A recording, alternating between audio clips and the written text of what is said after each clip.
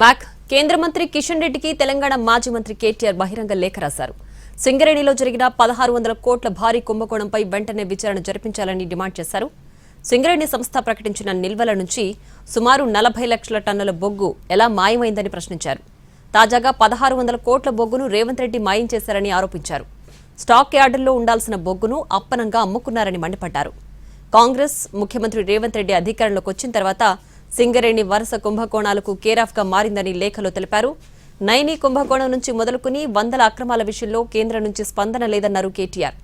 నిల్వలు తనిఖీలు చేసే బొగ్గు గనుల శాఖ కానీ కాగ్ అధికారులు కానీ ఇప్పటిదాకా ఎందుకు తనిఖీలు చేపట్టలేదని నిలదీశారు.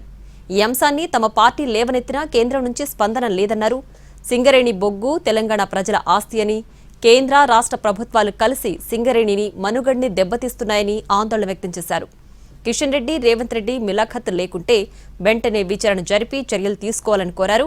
కేంద్ర ప్రభుత్వానికి చిత్తశుద్ది ఉంటే వెంటనే ఒక అఖిల పక్షాన్ని ఆయా గనుల వద్దకు పంపాలని బీఆర్ఎస్ పక్షాన డిమాండ్ చేశారు కేటీఆర్.